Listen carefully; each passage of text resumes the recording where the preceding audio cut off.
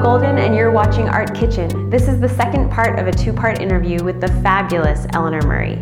Eleanor is a prolific and versatile musician, best known for her folk music, which she performs under her own name. She's also part of the post-rock group Antarctica and the electro-pop production Cave Green. Eleanor has shared the stage with artists like Tune-Yards and Kimya Dawson and has toured the US several times. She has 5 albums, and I recommend you listen to all of them.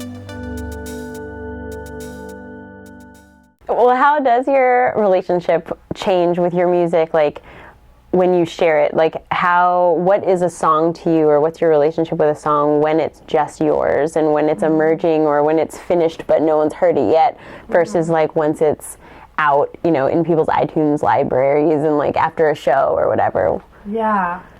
For me, it's totally different. When it's private and when it's just mine, it feels like it's mine, and as soon as it's put out there publicly, I don't feel like it's my song anymore.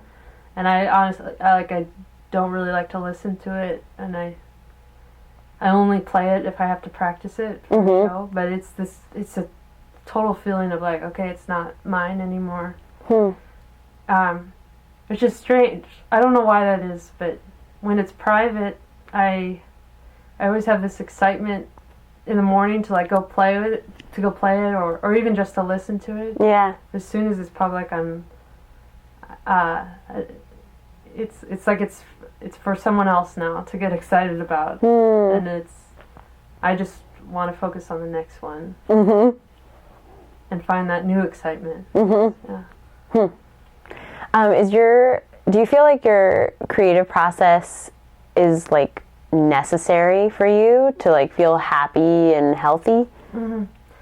I think it's necessary for me to just be, it's a part of me.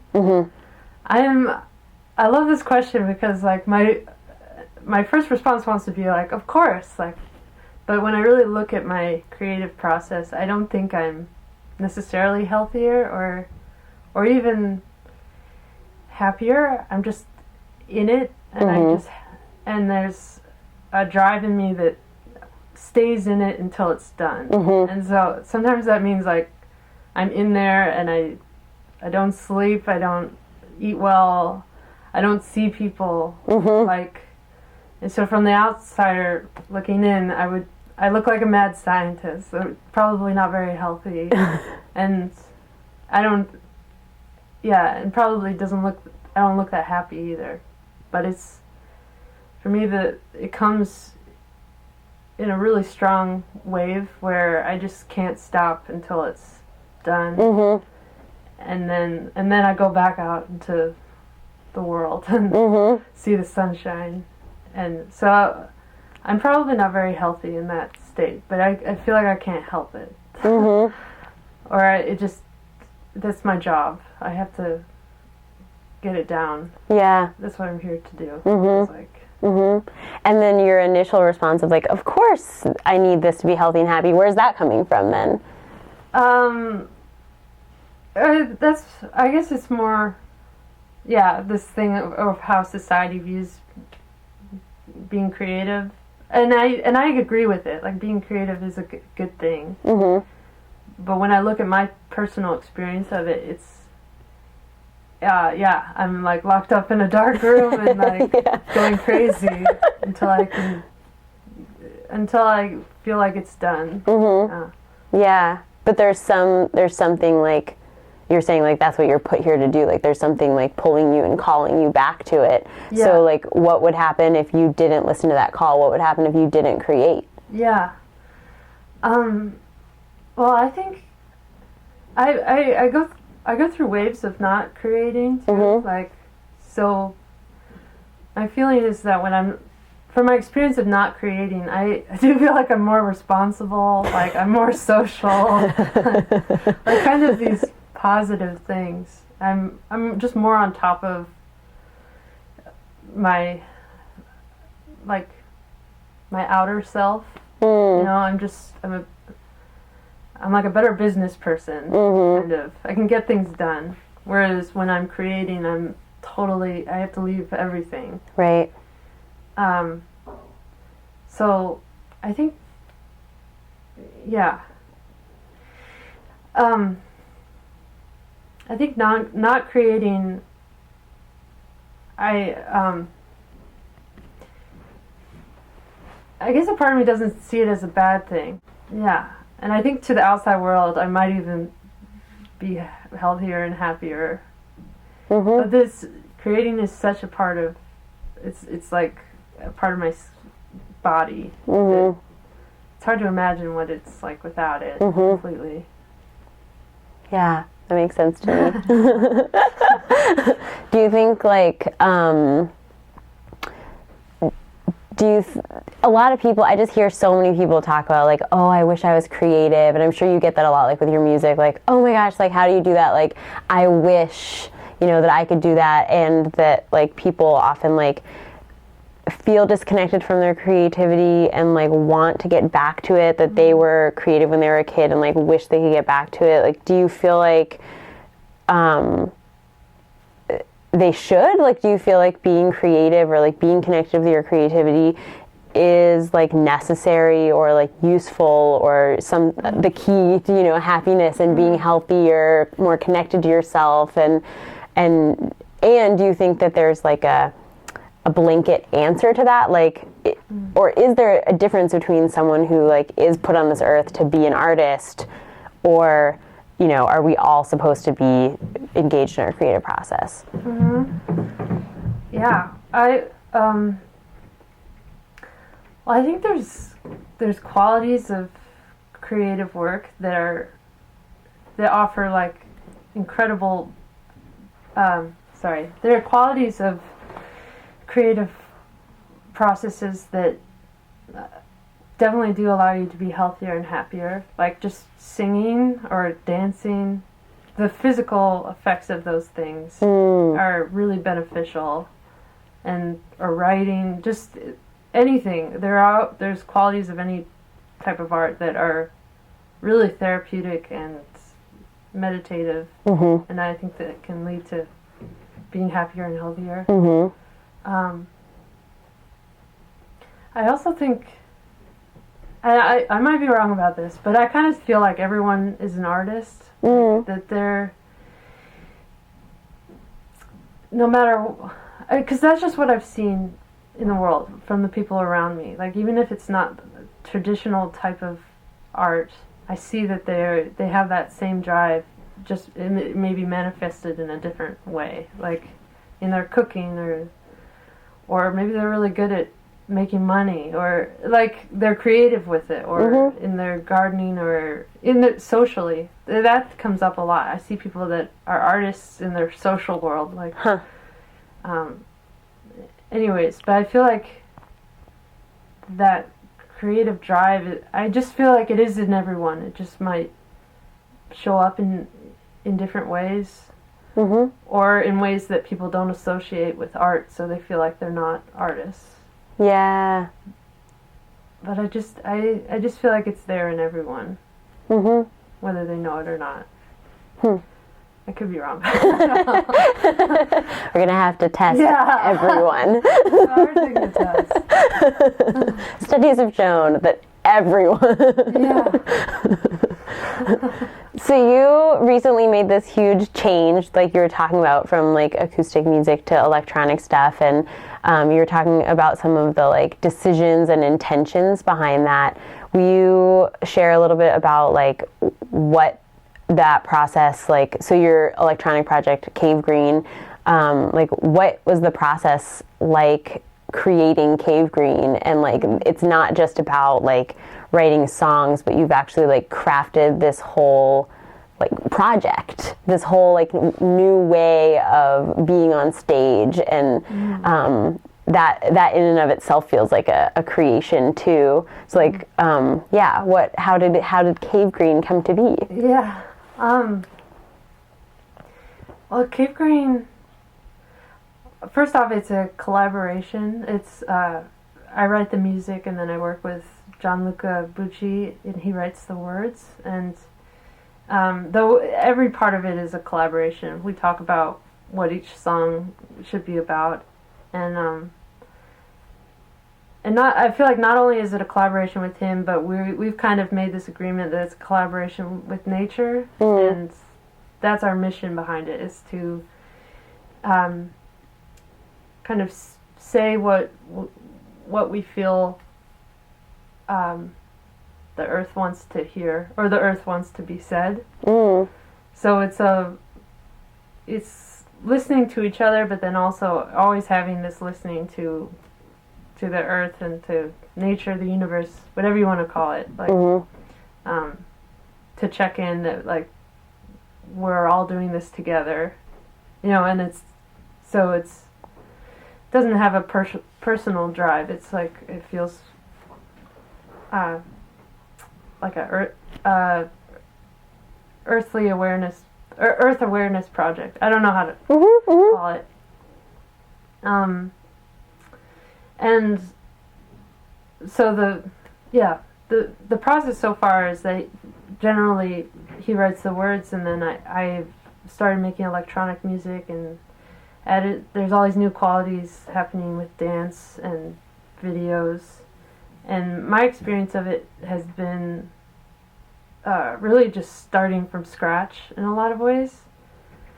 And that's why it's fun to talk about creative processes, because everything about this project was kind of like starting from the beginning and learning a new skill that just wasn't there before. Like, I had never made electronic music before. I had no idea how to do it. And there's a dance element to it, and I had never, ever since a kid, like, never considered myself interested in dance, or I didn't even think I could be considered a dancer. From a young age, like, I was just kind of had this feeling like, oh, that's not me. So it's, starting from scratch on these different creative levels, and it's a process of learning in all of those categories and just practicing, and while trying to stay in communication with nature and what we think the world would benefit from hearing. So the dance piece that you're talking about, like the was that a conscious, heady decision to do this thing even though you didn't know how, or was it that, like, that's just what this project was kind of like asking of you and you rose to the occasion, or like why or how would it be that you would start doing this thing that you don't know how to do and you feel uncomfortable doing? That's nice.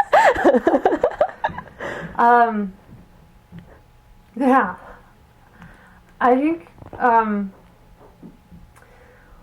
well, to go back to, like, kind of the beginning spark of this project, even, sorry, just spit. To go back to the spark. To go back to the beginning spark of this project, even before we had songs or a band name, I had this shift in my own life where all of a sudden all I wanted to listen to was electronic music, and I just wasn't interested in folk music anymore. I still love it and I can appreciate it, but all I wanted was, like, these, like, dancey electronic songs in my life. And then so I've just been listening a lot more to that style of music, and then I think from that from listening to that music, this interest in dance has been evolving, and it has been, like, the project is kind of, it didn't start there as having dance intentions, but it's definitely moving there now. So I guess the project is kind of pointing me in that direction. But it also was encouraged by this, like, shift in what I listen to, like, just more energetic music. Cool. Yeah, I think that's so, like, it's really admirable and, like, courageous to like just try so many new things in one project. And it's kind of cool. Like I was just thinking back to like when we were talking about insecurity, that in some ways it's like you're an expert at not listening to your insecurity, which actually like enables you to push through, where like a lot of other people, it's like they haven't been struggling or battling with that so much. So then it's like easy to be like, well, I'm not a dancer, I'm not going to dance. But for you, it's like, whatever, shut up, stupid. I'm just going to do it. You got the shut up, stupid button already like cued. True. I mean, it feels like a intimate relationship, or I have an intimate relationship with insecurity now, because it shows up so often. Yeah. I think and then you start to learn how to. I mean, you can never like get rid of that voice, but how to work around it. Yeah, and it's like in some ways it seems like it's been like totally like liberating for you. Yeah. What have you learned about yourself through the Cave Green project? One thing that's happened with Cave Green that's changed me in how I view music and songwriting is, from the beginning of that project, me and Gianluca made this agreement that when we would talk about music and creating or writing or anything creative, we wouldn't say, I made this, or I wrote this melody, I wrote this poem, I made this song. Instead, we're making an effort to always say, this melody came to me, or this idea came to me.